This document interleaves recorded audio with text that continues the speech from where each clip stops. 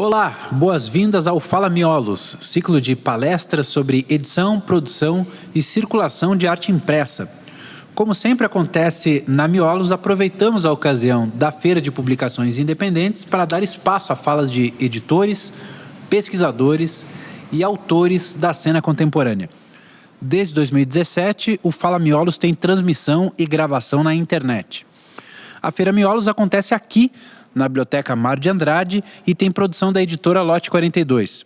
Em 2020, na primeira edição virtual por causa da pandemia, o ciclo se manteve e contou com participação de palestrantes das 5 regiões brasileiras, cada um gravando da sua casa ou ateliê.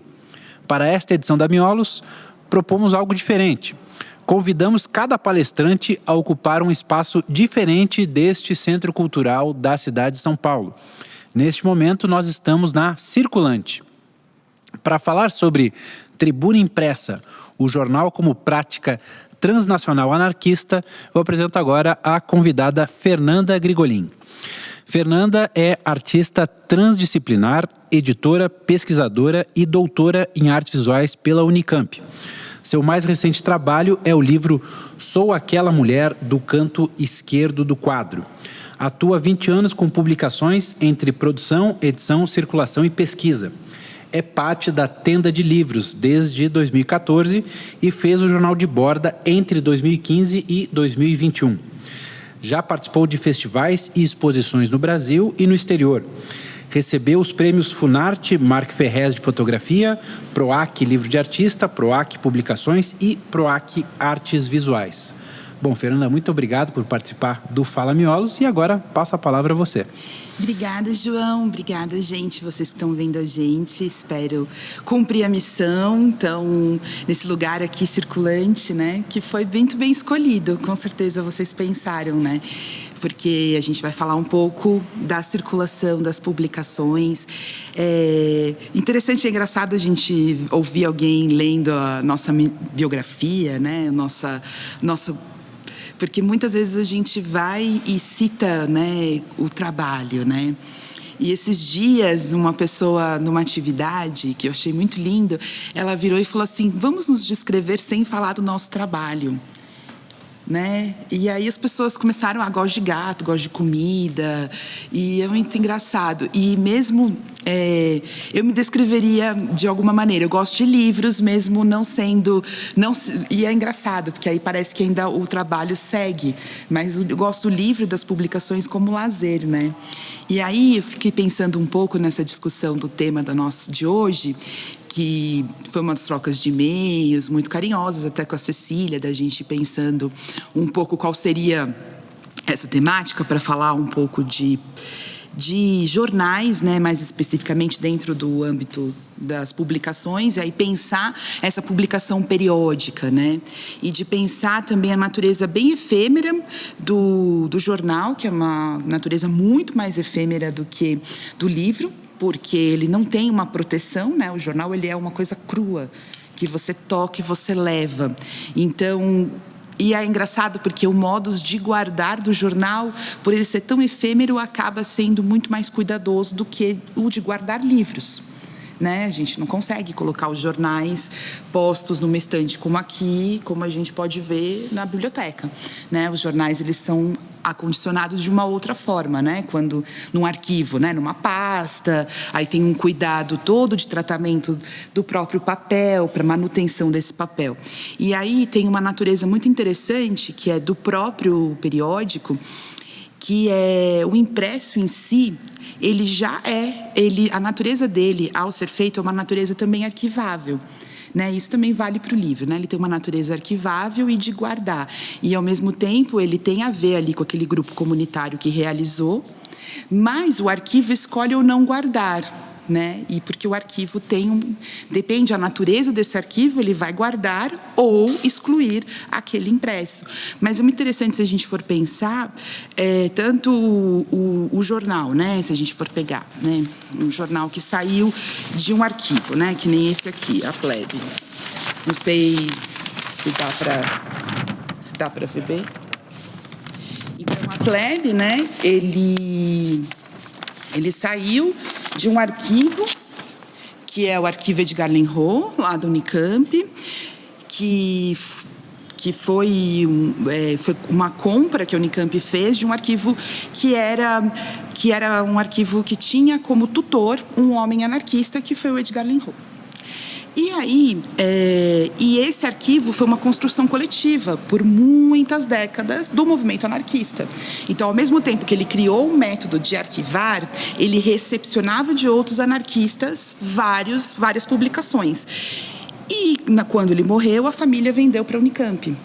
Tem toda uma questão aí, por que vender um arquivo anarquista para a Unicamp, porém, ao ter esse arquivo lá na Unicamp, possibilitou pesquisas como a minha, né, que tem uma natureza ali de devolver para o mundo essas publicações. Então, a Plebe, essa edição, é uma edição de 1917, da greve geral de 1917, e ela traz a memória dessa greve. E quando a gente foi fazer a edição facsímile, eu mantive o formato, o tamanho, de como jornal. Então, a gente tem essa experiência de leitura desse jornal. Da mesma maneira, né? Lógico que a gente tem outro corpo, a gente lida, né, com essas linhas de uma outra forma. Por exemplo, eu, por uma questão visual, eu teria que estar mais próximo, não sei o João, depois o João pode pegar o jornal e contar como seria a experiência dele de leitura. Lógico que é um formato que, pensado em coluna, se a gente for comparar com um jornal contemporâneo, que ainda mantém essa estrutura de leitura, mas é uma outra relação com o corpo, né? Até esse jornal acho que tem a possibilidade de a gente pensar também em performances de leitura e tal. E só tem uma gráfica em São Paulo que ainda faz esse formato, porque depois, se a gente quiser comparar, colocar um jornal, um Estadão em cima, a largura é um pouquinho menor.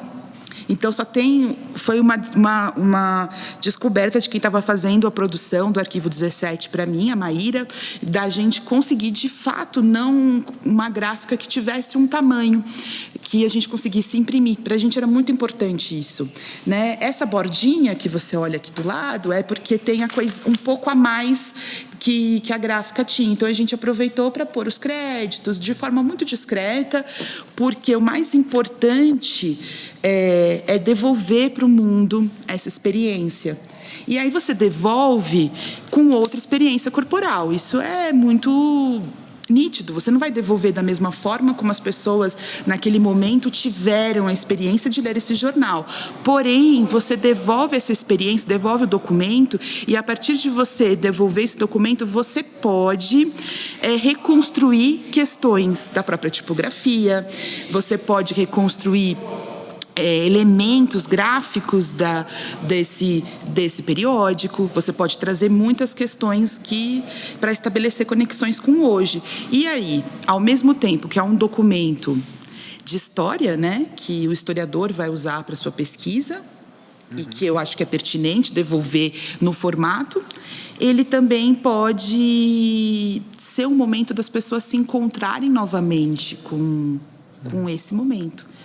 Né? Muita gente não sabe que existiu essa greve em 1917. Claro. Né? E ao teu facsímile, você consegue ver como essa página foi ocupada, né? Quais foram as prioridades. Exatamente. E também essa relação, como você destacou, corporal, física, né? com o meio. Porque agora me dá pena, mas esse é um jornal feito para ser dobrado, né? É um jornal para ser dobrado e você destaca o texto que você quer ler, no final das contas. Até hoje o jornal tem um pouco disso, né? De se dobrar, mas dá um pouco de pena, né? O que é um pouco contraditório, porque imagino que no momento em que ele foi publicado, era para isso, né? Era para disseminar e da melhor forma para a pessoa virar um quadradinho desse tamanhinho, mas agora você fica com um pouco de receio, né? Isso acontece. Eu fiz ele numa tiragem grande, ele veio no jornal de borda, então uma tiragem de 5.000. E como teve um problema gráfico, né, essa imagem deu uma entupida na rotativa, então chegaram pelo menos uns 3.000 borrosos, então a gráfica refez e eu acabei ficando com por volta de 7.000. Então, o que me possibilitou também colocar na exposição também não ser só vinculado a ser dobrado no jornal de borda, né? E eu acho que aí é interessante também, porque ele funciona sozinho. Na realidade, ele é de extrema importância sozinho. E ele traz... E tem uma outra coisa muito interessante, que é a natureza da escrita aqui, né? Queria até pedir para o João, que tem uma voz tão locutora e eloquente, ler esse comecinho aqui, ó. Porque eu acho que tem uma coisa... Nessa época ainda não existia olho, manchete, mas tem uma experiência ali de redação mesmo, de escrita bem objetiva. Prenúncio de uma nova era. O proletariado em revolta afirma o seu direito à vida. Colossal movimento de protesto. A imponente greve geral paralisou toda a vida da cidade. A plebe faminta praticou a expropriação. Os cérebros dos ladrões do povo deram largas à sua fúria vandálica. Assassinatos, espancamentos, assaltos a associações e a domicílios estiveram na ordem do dia. Os obreiros, apesar de tudo, conseguiram a sua primeira vitória. E preciso, porém, estar alerta para não serem vítimas de uma torpe traição. Muito interessante, né? E aí, João, tem uma coisa que ainda é muito intuitiva, mas que eu pretendo me debruçar na pesquisa, que eu acho que essa linguagem, ela é muito próxima da linguagem do cinejornal. Ela é muito próxima daquele cinema que as pessoas... A gente não tinha TV, né? E o rádio já existia, lógico, mas o cinema também cumpria esse papel de documentário, de mostrar, né? De mostrar os lugares que você ainda não foi. Tem uma questão colonialista, lógico, nisso. E os cinejornais, eles também eram locais. Às vezes, o bairro produzia o seu cinejornal. Às vezes, a cidade tinha no seu cinejornal. O Brasil era um grande produtor de cinema, mais ou menos nessa época, e nos anos, né, final dos anos 10, começo dos anos 20, tinha uma questão muito forte de ser vinculado aos operários. E toda vez que eu olhava essa escrita, eu achava uma escrita muito próxima de uma escrita de ação, né, que o cinema te pede, do que uma escrita jornalística naquela época, que não existia ainda o lead, não, né, tinha uma outra forma de escrever. Lógico que os anarquistas, eles se vinculavam com o público que eles queriam conversar. E esse público que eles queriam conversar eram dos trabalhadores, não necessariamente só de trabalhadores anarquistas, mas eram dos trabalhadores. E a escrita tinha que ser rápida e objetiva pela natureza de um periódico, que não é a natureza de um livro, você tem que ser, né?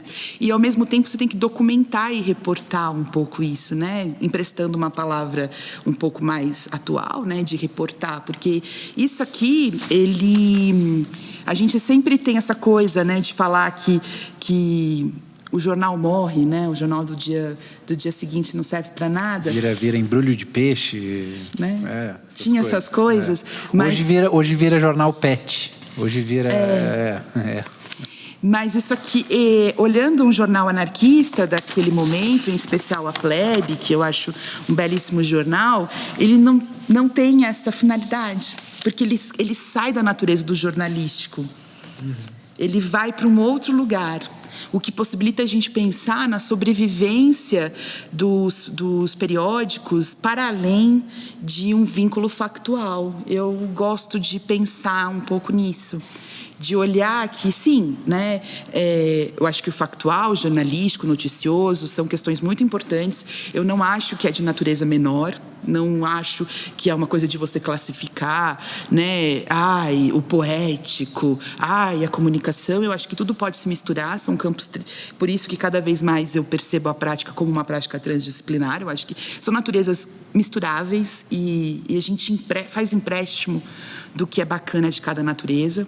Eu acho que o legal, né, de você criar, né, de você usar e de você pensar um projeto de publicação é você emprestar a natureza daquilo que você acha que é bacana para aquele seu projeto, para aquele momento. Num próximo projeto, talvez você faça outros empréstimos.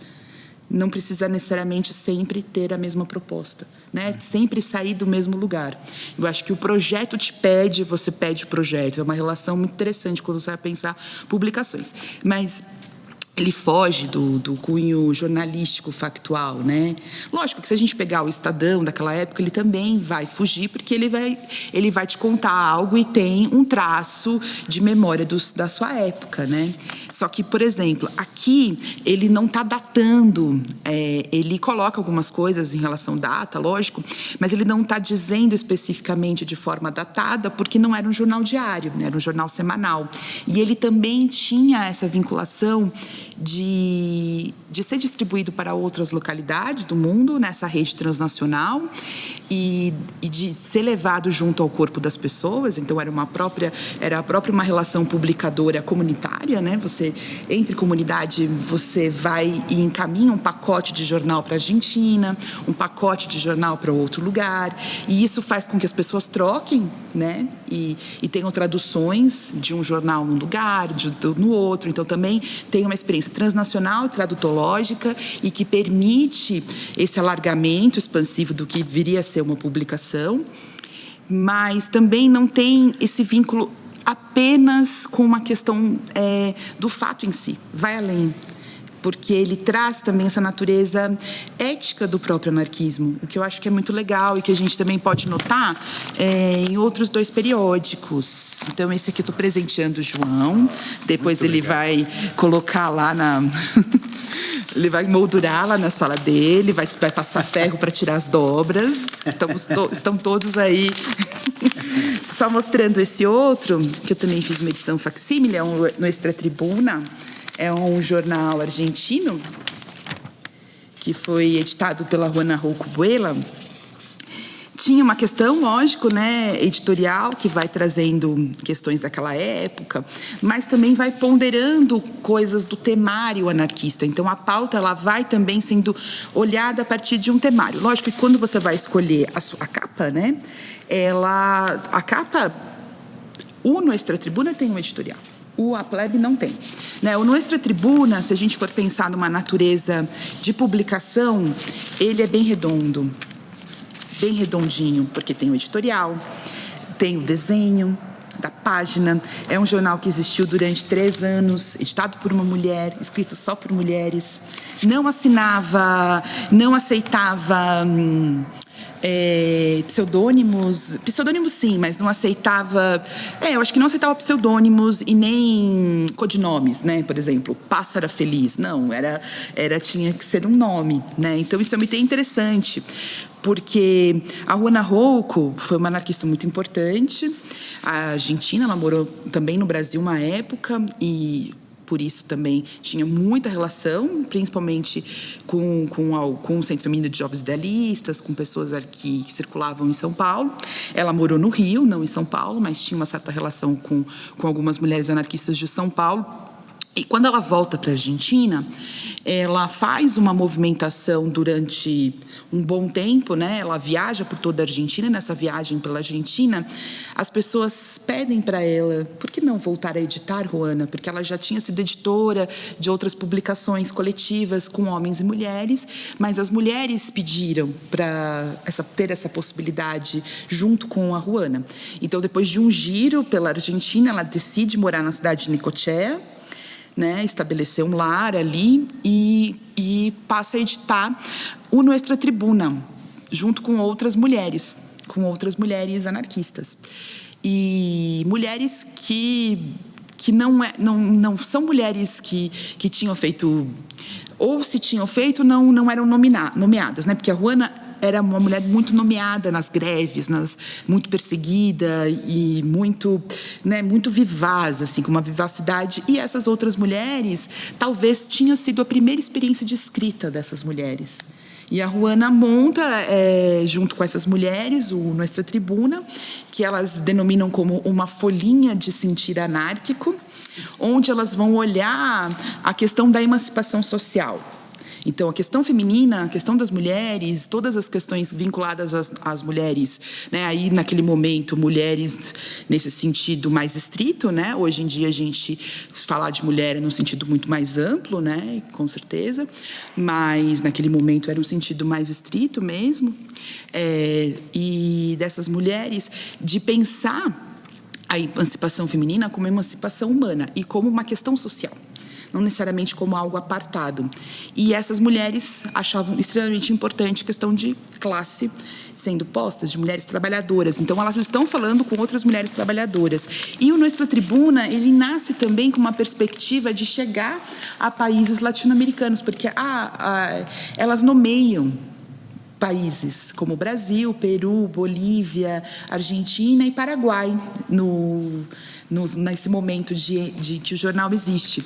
E ela também, né, então aqui só para mostrar para, né, o Nuestra Tribuna, ele tinha essa questão muito pensar a forma e o conteúdo como uma coisa muito conjunta, não tem quebras, não tem rupturas, né? Porque às vezes você está lendo um jornal, principalmente esses jornais antigos, do nada você está lendo, tem uma quebra, vem um texto que atravessa o outro, parece que você tem que seguir a seta para continuar o texto, né?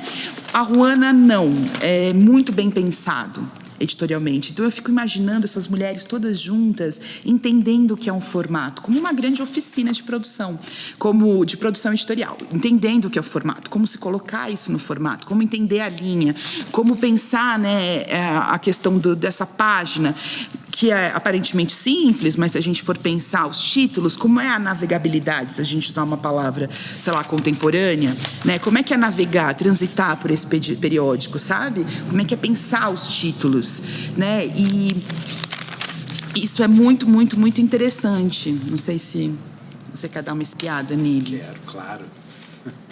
Claro.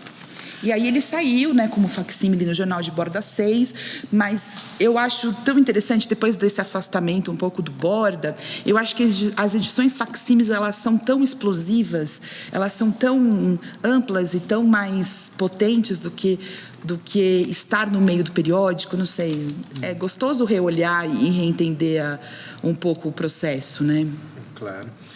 Mas interessante que você descreveu o Nuestra Tribuna como uma publicação redonda, né? Agora, não usa fotografia, né? Como usou a Plebe na capa ali, né? E ambos os jornais têm uma preocupação em ocupar ao máximo cada parte da folha, né, com o máximo de informação, texto. Hoje em dia já se tem um pensamento diferente de se deixar algum respiro e tudo mais. Mas nessa época não, tinha que... Se tem alguma área em branco, tem que colocar alguma informação, né? Algo a ser dito. E aí se aperta a letra, né? Se aperta o entrelinha... doa quem doer, né? Não tem problema. Vamos ocupar a página sim e tirar o máximo que a gente pode dessa impressão. Eu acho esse pensamento muito, muito interessante, viu? Por mais que hoje em dia os designers meio que entendam que não, o branco é bom para dar um descanso para o leitor. Acho que não tem que dar descanso nenhum, nem que se dá... Descanso o leitor dá quando ele quiser largar o jornal. Vamos fazer um jornal, João. Vamos. Nem fala, nem me provoca, Fernanda. Vamos fazer. Eu gostei desse seu comentário, sabe? Porque é engraçado. Porque você tem uma percepção interessante sobre isso, batendo o olho. Isso mostra o seu olhar muito treinado como publicador, né? E isso que você trouxe, a Plebe, né, voltando para ela, então, só para falar da questão da fotografia, né, que está aqui, era inusual fotografia de capa nessa época. Inusual, porque era extremamente difícil. E o Brasil, ele tem ele é tardio, né, na construção tipográfica. O Brasil, ele é tardio na nossa construção gráfica. Por isso é tão caro imprimir livros no Brasil. E por isso que, às vezes, as pessoas, quando fazem comentários, esse livro está muito caro, talvez a pessoa nem consegue compreender o quanto aquele livro... Mesmo uma editora muito comercial, ela não está lucrando tanto. Os independentes estão muito menos. E os sobreviventes, então, estão dormindo com o livro abraçado, né? Então, é só para...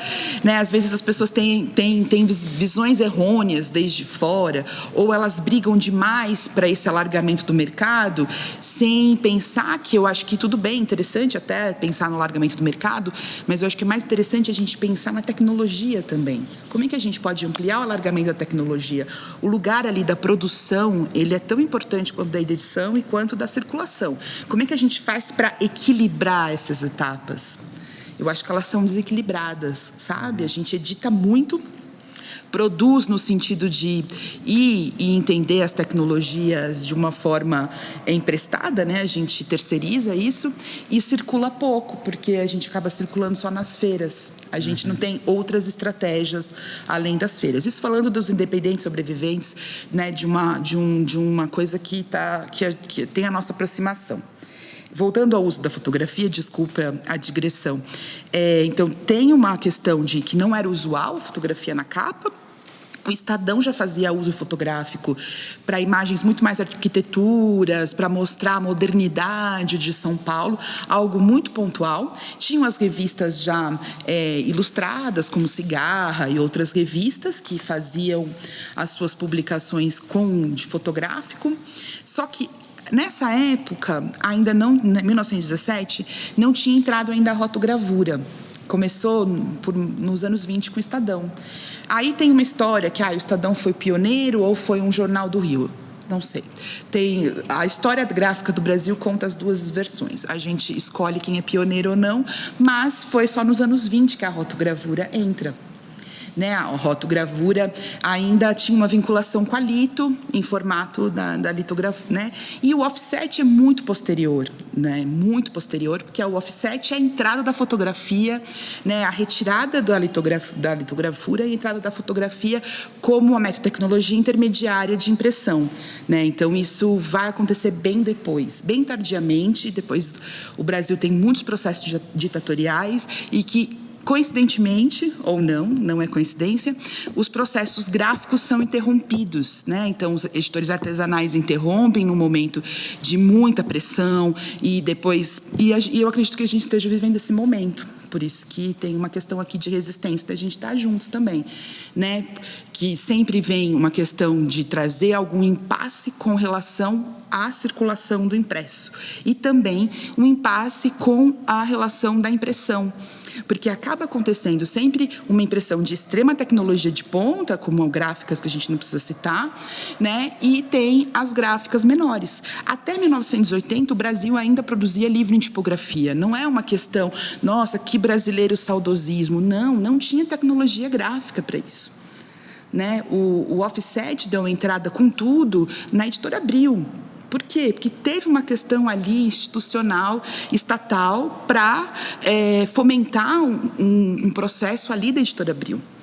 Os outros tipos de publicações se mantiveram tipográficos, mas não é uma questão saudosista, né? Alguns anarquistas, eles acho que eles se equivocam um pouco, dizendo, mas os jornais anarquistas até os anos 1980, 1990 eram tipográficos. Eram tipográficos não por uma questão saudosista e muito menos porque eles queriam uma vinculação histórica com a origem ali dos primeiros periódicos, mas porque era muito caro outro tipo de impressão. Entende? Tudo bem, tinha o mimeógrafo, tinha outras estratégias, mas a gente também precisa olhar um pouco como é que foi construída a história gráfica no Brasil, no sentido dos de baixo. Não no sentido da Editora Abril ou de gráficas de cunho extremamente tecnológicos que a gente utiliza para os nossos livros, e muito bom e ótimo, né? Porque o livro pede essa necessidade, né? O livro da Lotte pede a necessidade de uma boa qualidade gráfica. Você, por mais que você ache interessante publicar numa outra gráfica, mas você percebe que no seu livro está pedindo, e ótimo. Mas a gente também fazer esse meio do caminho, compreender algumas nuances, eu acho que é importante. Então, voltando, a fotografia, ela entra, né, ela passa com cadernos fotográficos feitos em rotogravura, que eram mais ou menos, eles eram chamados suplementos, eles vinham no meio do jornal Estadão e tinha um momento fotográfico. Não tinha uma composição na página. Então, se a gente for pensar, é muito interessante, porque a composição na página que a Plebe te traz, ela é uma necessidade do momento, daqueles anarquistas, de mostrar, olha, a greve existiu. Isso foi a greve. Isso é muito importante, vocês olharem e perceberem a quantidade de pessoas que estão aqui juntas neste momento. E para isso acontecer, eles demoraram horas, porque primeiro fotografou, depois revelou, depois passou isso para um clichê, e aí depois que passou isso para um clichê, foi posto ali, e assim, pelo menos 14 horas de processo tecnológico, para isso depois sair aqui. E aí muita gente pode falar, nossa, mas por que eu tenho que entender de tecnologia? Por isso, tecnologia também é política. Né? Também é fazer publicações, entender um pouco desse processo tecnológico. Aí só queria mostrar o jornal de Borda 7, que a gente fez lá no Centro Cultural São Paulo, na folheteria. Ele é uma montagem com várias vozes de mulheres anarquistas, tanto do Brasil do México quanto da Argentina. Então é como se elas tivessem feito elas estivessem nesse jornal. E aí foi muito bom, porque essa parte aqui, né, tirando a logo, essa parte é feita em offset, porque a ideia antes era passar tudo para clichê, mas aí explodiu o valor. Né? Explodiu de um jeito muito diferente da época do Arquivo 17. Depois, se vocês quiserem, eu posso mandar umas fotos dos clichês, se vocês acharem que era legal para falar alguma coisa nesse sentido. Então, a gente fez essa parte em offset, remetendo à tipografia da época, remetendo essa questão das colunas, tal, trazendo alguns anúncios. No meio tem um texto da Maria Lacerda de Moura, que ela fala do Sandino. São mulheres de tempos distintos ocupando o mesmo espaço, mulheres anarquistas. E no meio a gente fez uma coisa que remete um pouco a esses suplementos que eram só imagéticos. Né? Aí essa parte sim tem uma questão de clichê tipográfico, tal, tem um meio mais... Foi bem interessante, porque a gente produziu lá esse meio aqui, lá na tipografia, junto com o José, o tipógrafo, e a Karina Francis Urban. Foi bem interessante todo o processo de entender o espaço de impressão e outras questões. Foi uma experiência muito ativa, muito ativadora. E nesse texto, né, eu retomo um texto da Juana Rocco, que é a editora que a gente estava falando no Esta Tribuna, que ela fala um pouco dos motivos pelos quais um congresso anarquista feminino. E esse editorial que está aqui é do último número do Nostra Tribuna. Ela se despede, falando um pouco de que ela está super convencida na necessidade das mulheres anarquistas realizarem um congresso, e ela também está super convencida de se pensar uma questão latino-americana. E isso é um texto de 1925, né? Muito doido, porque a gente às vezes acha que algumas questões são muito contemporâneas, e quando a gente remete e faz uma pesquisa, a gente percebe que com outros motivos, por outros contextos, também se utilizavam algumas palavras, né? E essas estratégias, eu não sei se essas publicações que estavam espalhadas pela América Latina chegaram a uma estratégia comum, chegaram a fazer essas comunicações.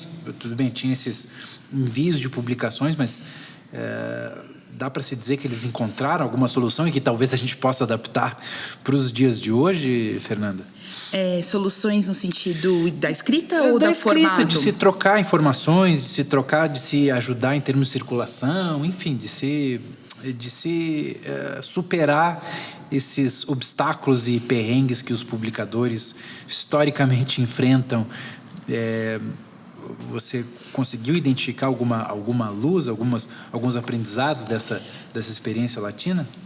Olha, João, o que eu percebo, tem muitas, né, os jornais, eles tinham um temário muito próximo, os jornais anarquistas, porque eles acabam falando de temas muito próximos, né, a greve geral, né, a Comuna de Paris, trazendo questões atuais, contemporâneas, então eles também estão pensando o momento deles, eles trocam bastante entre si, então essa rede era uma rede muito ativa, e antes da internet, e antes das feiras de publicação independente, então era uma rede muito ativa, né, de publicadores muito ativos e que estavam construindo questões ali.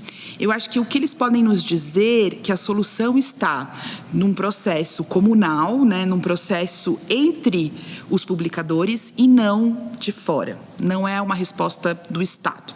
Não é uma resposta institucional, é uma resposta da formação de uma rede de publicadores, onde a gente possa, né, estar. Eles faziam a distribuição bem antes de existir correio e alguma infraestrutura de estrada, né, falando isso de Brasil, né, falando da nossa infraestrutura, né, que sempre teve questões de infraestrutura propositalmente boicotadas, né. Mas eles faziam isso antes disso existir. Então, eles carregavam nos seus próprios corpos, tinham uma rede de saber quem estava em cada lugar e podia circular por lá. E também tinha um papel muito importante, que eram dos estivadores. Eles foram pessoas muito importantes para essas redes transnacionais. Ah, é? Por quê? Porque o estivador é o trabalhador que entende do fluxo dos navios, né? E o transporte, naquele momento, era um transporte de navio, na maioria das vezes. Então, o estivador, ele entendia daquilo, então ele podia, de alguma maneira, auxiliar o envio de coisas ou de pessoas que estavam sendo perseguidas e pensar em estratégias, porque precisam de pessoas do campo do pensamento estratégico, como a gente também precisa de pessoas, hoje em dia, que entendam de tecnologia. Sem dúvida. Que entendam e compreendam e auxiliem essa formação de uma rede mais ampla. Mas eu acho, João, que muitas vezes as redes, hoje em dia, elas são formadas por uma afinidade muito mais de amizade do que de um processo vinculado à publicação, muitas vezes. Eu acho que, hoje em dia, os publicadores costumam se vincular muito mais aos nichos amistosos, e eles não alargam os afetos, às vezes por uma questão de conforto mesmo, vou estar junto com quem eu acho que é legal ali no processo, e não, a gente não se permite a discordância muitas vezes, a gente não se permite aos desencontros, a gente não se permite a escuta, e eu estou falando de mim também, muitas vezes a gente não se permite escutar algo que talvez seja indigesto, venha de um outro lugar. A gente já julga antes de escutar e muitas vezes a gente perde a oportunidade de sentar na mesma mesa e entender que é possível ir em algum ponto desse contorno junto até um lugar, entende? Aí eu acho que pensar estratégias, né, de manutenção, por exemplo, muitas pessoas que começaram há 20 anos atrás já não estão mais publicando hoje em dia, há 10 anos atrás já não estão publicando hoje em dia. Né? E como é que a gente fortalece para que... Eu acho que, assim, tem experiências como as de vocês que fortalecem outros, tá? Né? Mas como a gente amplia esse fortalecimento, né? Como é que a gente faz com que experiências como a Banca Tatuí, que é um espaço plural, não é um espaço só... com certeza não tem só o que vocês gostam ali, com certeza. Né? Vocês não estão só vinculados ao gosto, vocês estão vinculados a uma visão mais ampla do que é o ato de publicar. Como é que a gente faz com que uma experiência como a Banca Tatuí, ela tenha um alargamento muito além da Rua Tatuí, né? Entende? Não sei como é que a gente... O que a gente aprende com experiências contemporâneas que resistem e que não necessariamente precisam vir do mesmo pensamento estrito, mas elas vêm de um pensamento da importância da circulação. Como é que a gente consegue junto olhar para isso, mapear isso e trazer expectativas e possibilidades nesse sentido? Eu às vezes fico um pouco pensativa, não sei. Por falar, então já que você está pensativa, eu também estou aqui fervilhando com a sua fala, minha cabeça aqui está... Então, eu queria ensaiar uma coisa que pode ser uma grande bobagem, mas aqui estamos para falar, então, né? Quem sabe... Era uma época desses jornais em que não se podia escolher muito, né? Os anarquistas, assim... descobri um anarquista lá em Buenos Aires, opa, esse é o meu melhor amigo a partir de agora na Argentina. Hoje em dia, com essa facilidade tecnológica... talvez aconteça esse movimento de conforto, vou escolher o anarquista que goste também da mesma banda que eu gosto, sei lá, ou que vista as mesmas roupas que eu, ou que tenha a mesma idade, a mesma faixa.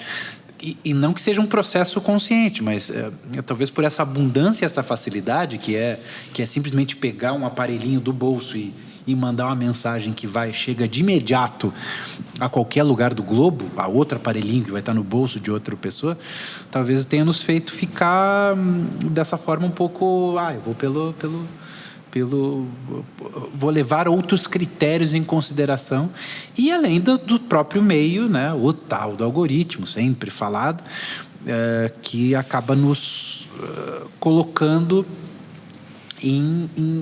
acaba formando redes de maneira automatizada dessa maneira, com pessoas que você geralmente é afim das coisas que te agradam, porque a rede te quer fazer um espaço agradável para você ficar mais tempo e assim vender mais publicidade no final das contas, né? Ela quer te puxar, ela quer te servir o que você gosta. Você gosta de chocolatinho? Tá aqui o chocolatinho. Você gosta de meio amargo. Você gosta de meio amargo, né? Então, eu gosto de amargo. Então pronto. Olha, isso foi o algoritmo que me disse, foi o... Mas não... Será que não... Será que a gente... Isso foi uma coisa que, inclusive, já foi dita aqui no ciclo Fala Miolos, eu não sei se vai ser exibido antes ou depois, mas que de se tentar romper nessas redes, né, nesse meio tecnológico que a gente está inserido. As feiras, inclusive, era um momento de se romper, de que não é algoritmizado, era um momento de se ter contato direto com as pessoas. Mas talvez o nosso momento seja de encontrar essas estratégias de se quebrar essas lógicas desse meio. Por mais que eles nos tragam facilidades, a gente tem que reconhecer o lado nefasto dessa coisa. Ou não. Fernanda, fala aí, por favor. É bem interessante, João, isso que você traz. Porque, assim, treta sempre existiu, né? Opa. Então, eu acho que assim, né, tanto lá, quando a gente estava falando um pouco dos movimentos, né, do movimento estrito aí, falando um pouco dos publicadores mais anarquistas, treta sempre existiu. A Ruana Rocco, que a gente estava falando dela, ela arrumou uma briga horrorosa com o La Protesta Humana, que era o maior jornal da época, o maior jornal anarquista, e eu acho que era, se eu não me engano, o maior jornal anarquista da América Latina, no âmbito de circulação Ela arrumou, assim, briga com o gigante da época, com o gigante do anarquismo, e com pessoas que ela tinha já uma história no recorrido da militância dela, mas ela peitou e construiu o jornal dela, só que isso rendeu a ela muitos apagamentos. Treta sempre existiu. Eu acho que é como a gente lida com a treta. Será que a gente, então, vai sempre apagar quem a gente tretou pro resto da vida? Será que a gente não vai entender que, beleza, tretei com aquela pessoa, né? Às vezes é um momento de, sei lá, de toque mesmo, né? Que você tocou em algo que aquela pessoa te movimentou coisas e questões e não soube resolver aquilo. Mas será que sempre a gente vai apagar quem a gente tretou? Eu acho que tem como a gente lida com um aspecto mais amplo, que é o ato de publicar, como essas pessoas publicam e de que forma a gente pode pensar em estratégias de estar junto, né? Pode ter pessoas que, como publicadores, eventualmente a gente não goste como pessoa por alguma questão X, mas a gente acha muito pertinente aquele projeto seguir. Então, separar um pouco essas duas esferas e entender que as redes afetivas não são redes maçônicas. A gente não está falando de maçonaria, a gente está falando do ato de publicar. Então, a gente ir além de uma questão maçônica, né? Os maçons, então a gente vai lá e compra todo mundo na loja do amigo, porque o amigo tem que ficar rico. Aí todo mundo vai lá e eu acho que não é isso que a gente tem que fortalecer. A gente não tem que fortalecer laços maçônicos. A gente tem que fortalecer laços afetivos. E qual que é o principal vínculo afetivo de quem publica? São as publicações. Como a gente pensa, né, algumas questões. Tem mapeamentos, então a gente pode mapear, né, vocês fazem muito isso. O Léo, lá do projeto sobre livro de fotografia, né, que agora ele tem uma questão só pelo livro fotográfico, mas tem um mapeamento ali de quem publicou o livro de fotografia desde os anos 2000 e tem uma questão ali da base de dados de livros fotográficos, né? Então, ele tem essa preocupação. Ele não está em busca apenas das maiores referências dele, né? Ele não está fazendo um juízo de valor das referências e só colocando ali quem ele acha que são os tops. Ele está fazendo um mapeamento, isso é muito importante. Quando um arquivo anarquista se formou, a gente está falando do arquivo do Edgar Allan Poe, que depois se tornou parte da Unicamp, ele tinha publicações das pessoas que ele tinha brigado. E ele não queimou aquilo, ele manteve ali. E tem possibilidades, depois, num futuro, pessoas se reconhecerem naquilo.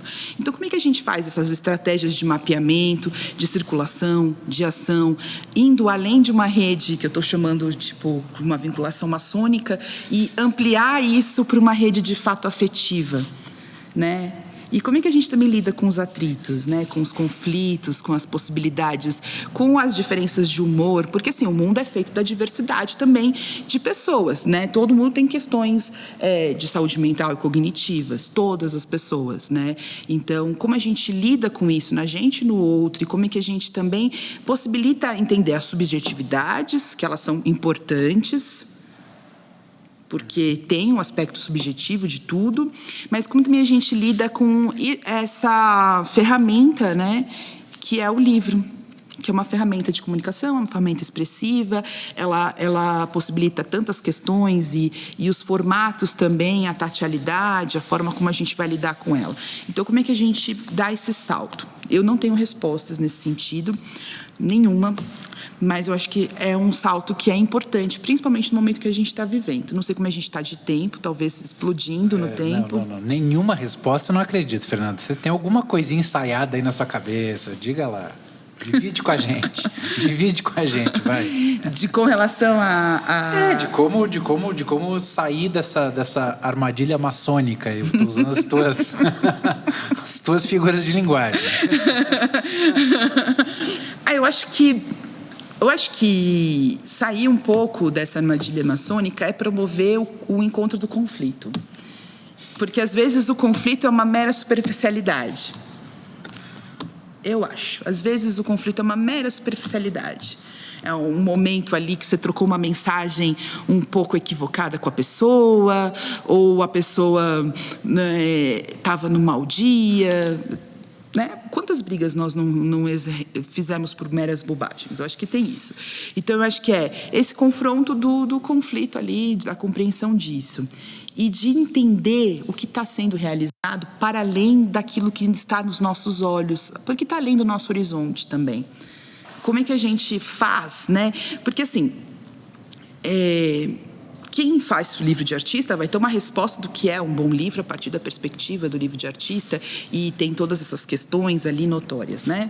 Que cabem a quem faz aquilo. Quem faz fotolivro, aí tem essa questão fotolivresca. Mas, assim, o que há de comum? Eu acho que, assim, mapear os contornos do conflito e mapear um pouco o que há de comum. Esse comum possibilita que essas pessoas consigam pensar estratégias como uma comunidade ali, como, né, a partir das diferenças também. Ninguém vai borrar a diferença, né? A gente não vai borrar uma diferença, porque isso retira do livro a sua potência, né? E borrar a diferença é uma estratégia fascista, né? Então, não é isso. Mas olhar o comum, mapear esse comum e compreender as aproximações e as diferenças daquilo e ir muito além dessa rede de quem está comigo é quem concorda comigo. Muitas vezes, cara, eu aprendi muito também com gente que discordou comigo. Lógico que na hora que teve a discordância, talvez você fique mal, mas depois você fala, cara, essa pessoa me ajudou. Sabe? Essa pessoa me ajudou. Né? Quando alguém pega o seu texto e prepara o seu texto, né? O trabalho do preparador de texto, que trabalho eu acho assim, cara, é o melhor amigo do livro, principalmente o livro que vai de tradução, de um livro de literário. O trabalho do preparador, porque aquele cara vai cotejar, ou aquela mina, né? A preparadora, vamos mudar para o feminino. Vamos lá. A preparadora, ela vai cotejar, se for uma tradução, vamos supor, né? A Lotte vai publicar uma tradução. Então, a tradutora vai enviar para a preparadora vai fazer aquele cotejo, a comparação, ela vai sugerir pontuações, ela vai olhar possíveis desvios tradutológicos, né, que a tradutora realizou. Gente, que coisa maravilhosa! Essa pessoa está pensando na qualidade da publicação, né? Algumas pessoas podem olhar para isso e falar, nossa, que coisa, está mexendo no meu texto. Nossa, mas ela está te auxiliando, porque é um trabalho coletivo. E eu acho que é também um pouco isso. Quem não, às vezes a gente não sabe lidar com um conflito porque a gente nunca teve ninguém que preparou o nosso texto. É verdade. E é um pouco assustador, né? Quando você vê o seu texto preparado, cheio de balõezinhos, cheio de coisinhas. 300 comentários. Você fala, meu Deus, eu não sei escrever. Eu não sei escrever, voltar para a escola. Voltar para o primário, tá? Fala um pouquinho então desse livro que você ficou tocando, só manuseando, por favor, apresente aí pra gente. O que é? Sou aquela mulher do canto esquerdo do quadro, é o meu último livro. Eu sou muito lenta como publicadora individual, né? Os meus livros têm uma diferença de 5 anos cada um, assim. Espero, acho que talvez, digo livros de cunho poético, né? E aí eu sempre intercalo com alguns livros de pesquisa. Eu andei percebendo um pouco nisso quando eu vi todos juntos, né? Tem o Retratos da Garopa, que foi de 2010, e nunca consegui publicar a versão dele em espanhol, nunca rolou. Aí depois vem o Experiência de Artista, que é um pouco mais de pesquisa. E aí depois veio o Recôncavo, né? Deu 5 anos. Aí veio esse, que Sou Aquela Mulher do Canto Esquerdo do Quadro. Convido o pessoal aí depois para acessar lá na Tenda de Livros. Ele é uma narrativa encarnada em primeira pessoa de uma mulher anarquista que viveu no século passado. Então, ela traz algumas questões, traz algumas imagens, como aquela imagem que a gente viu da plebe impressa. Ela não é o assunto, né? Mas ela tem recortes aqui de jornais também. Ela não é nosso assunto da nossa conversa de hoje, porque já está quase acabando e eu tenho a surpresa, tem um momento de surpresa. Mas convido para vocês conhecerem A Mulher do Canto Esquerdo do Quadro, que ela nasce de uma fotografia e eu passo a criar uma história para essa mulher. E é uma narrativa encarnada. Eu prefiro não usar a palavra ficção, porque ela lida um pouco com elementos documentais. Eu acho que não é uma questão de documental e ficção. Eu empresto um pouco do pensamento da Donna Haraway, né, da feminista, que ela fala um pouco dessa objetividade apaixonada, objetividade feminista, e cria um pouco esse termo de encarnar e desencarnar, né, o que encarna, o que passa pelo nosso corpo como uma extensão corporal. E aí eu crio essa narrativa encarnada, né, um pouco nesse sentido. Mas aí eu queria, porque assim, contar para vocês uma curiosidade. Todos os pacotes de publicação que voltam, né, que voltam, eu guardo quando eu envio, e eu não abro de novo. E aí eu peguei um pacote aqui, que foi enviado, agora eu não sei onde a gente vê a data, o João deve ter um olho melhor que o meu, depois você vê aqui a data, que ele foi enviado para a artista, né, Flor Pastorella, que é uma artista argentina, que faz parte daquele projeto Bibas Nos Queremos, e eu enviei um pacote, eu acho que era para alguma feira que ela ia participar, e a gente faz muitas coisas juntas, e o pacote voltou. Eu lembro que eu não consegui mandar para o DHL, porque tinha que assinar um monte de documento, e aí lá na DHL ela tinha que assinar um monte de documento, eu achei que ia desnecessário, e eu falei, vai dar tempo de chegar no correio, não chegou e voltou. Então, não sei se vocês querem antes olhar o pacote no sentido, porque o João vai fazer a abertura do pacote. Eu vou fazer? Cabe a mim essa honra? Cabe. Tem até uma nota fiscal aqui, olha, nota fiscal de doação. Eu estava doando. Então, já que vai para mim, se a câmera quiser se ajustar aí, não sei. Samuel quer fazer aquele ajuste, deixa eu ver se eu acho a data, então, primeiro de tudo. Não lembro. Correio Argentino, tá justamente rasgado aqui, ó, CID 11/2000 e não diz. Deve ser 2019, porque deve ser ou começo de 2020, algo assim. Eu acho que num carimbo aqui do correio, se algum carimbo tiver um pouquinho mais... Foi antes da pandemia e era uma feira que ia rolar lá na Argentina, que eu não estava conseguindo... Janeiro de 2020. Janeiro de 2020, tá aqui. Eu peguei um Jan aqui, um 2020 de outro, é esse o carimbo. Isso é do retorno, né?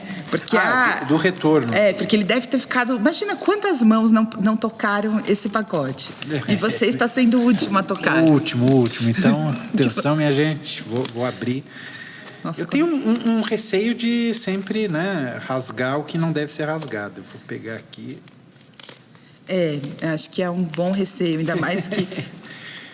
Deixa eu pegar aqui. Eu peguei aqui da parte de baixo da fita adesiva, né? Devíamos ter separado uma tesoura, uma faca, alguma coisa, mas... Você também não sabia dessa minha ideia, né? Ela surgiu, né? Então, é meio anarquista. Um papo com a Fernanda Grigolin sem um pouco de anarquismo. Minha gente, vocês peçam o dinheiro de volta, viu? Porque senão não é a coisa true. Comprem em publicações, né? Tá engraçado você vir nesse pacote. Todo meu jeitinho. Tem um pacote dentro do pacote. Mas minha cara, você não acha acho que pra quem me conhece, eu devo ter ficado com medo. Eu falei, nossa, vai ficar andando horrores. Aqui, vê se não tem alguma coisa aí dentro. Será que não tem? Tem. Um monte de livros. Sou aquela mulher do canto esquerdo do quadro. E aí tem alguma coisa aqui, né? Isso. Aí tá escrito, se quiser. Livros para Flor e las hermanas argentinas. Aí eram, 3, 4, 5 livros. As irmãs argentinas ficaram sem. E aí, o que é? Aqui diz La Revolución de Deseo. Era uma feira. Jornal de borda. Era uma feira que tinha lá. E aquella mujer. Que era, acho que para ela vender na banquinha dela. Quer que eu abra esse aqui também? Ou abre? Abre. Abre, depois a gente pensa uma finalidade. Até as pessoas podem, não sei quando que o vídeo vai ser publicado. Se quiserem dar uma sugestão, vai ser publicado no começo de novembro. Né? As pessoas podem dizer, né? Comentar, olha, manda aí. Faz alguma coisa. Ou a pessoa, né? Não sei. A gente faz uma leitura coletiva, sei lá, a gente inventa alguma coisa aí. Então a gente tem 5 aqui, né? 5 livros para as irmãs argentinas e para Flor. Olha, o João abriu de uma forma que o pacote ainda existe. Olha que graça. Viu? Preservando aí todas as etiquetas, todos os selos, os carimbos. Total. E tá aqui, ó. Jornal de borda. Jornal de borda 6, né? Tá aí, o cheiro de jornal tá conservado. Que loucura. Daqui a pouco ele vai começar a espirrar, né? Que mais? Deve ter alguns... Nossa, que alegria abrir um pacote assim, gente. Eu achei, olha, a Flor perdeu uma experiência maravilhosa. Gente, tem jornais de borda antigos. Olha, todos esgotados. Olha só, que isso aqui é um prêmio. Isso aqui é um prêmio, mais jornal de borda aqui. Gente... Que beleza, tem todo, que alegria. Tem jornais antigos que nem tem. Que nem tem mais. Mais aquella mujer. Esse deve ser de mostruário e os outros para venda, porque... Para venda. E tem quantos aí? Vamos contar. Tem 1, 2, 3, 4. 5, você não ia deixar em 4, claro. Tem 5. Tem mais coisa ainda? Que coisa. Pacotão, por isso foi rejeitado pelo alto conteúdo, talvez os Correios devolveram por isso. Era perigo político. Deve ter sido a justificativa dos Correios para não entregar. Perigo de anarquia. Deixa eu ver se tem mais alguma coisa. Tem mais um. Isso aqui, gente. Eu achei que fosse o fundo do pacote. Não, tem mais coisa. Acho que é infinito, Fernanda. Nossa. Acho que não vai parar de sair coisa daqui, não. Deve ser o jornal de borda 7. Será num envelope? Será que... Acho que sim. Com certeza. Olha, Gente, agora vocês já sabem como eu faço pacote. A gente agradece que já deu nosso tempo, né? A Cecília tá aqui linda, educadamente dizendo. Então é isso aí, vocês já sabem o pacote com carimbos e tudo mais que resistiu aí. Indo e voltando. Valeu, João, por mais uma troca, uma conversa. Espero que tenha sido agradável para você, para vocês também que estão aí, para os rapazes que estão filmando, que a Cecília que está aqui também. E é isso. Que Miolos siga por muitos miolos aí. por muitos anos em Miolos. Bom, quem agradece somos nós, Fernanda Grigolin, pela sua fala.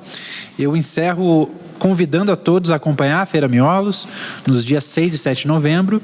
Serão 125 editoras, artistas e coletivos apresentando seus trabalhos em estandes virtuais.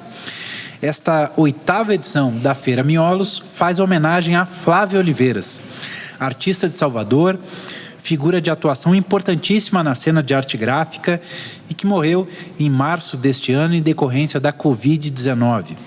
Entre as ações da homenagem, há uma mostra aqui na Biblioteca Mar de Andrade até dezembro, um documentário online e outras atividades. Confira a programação completa da homenagem e do evento em feiramiolos.com.br. Tchau, até a próxima!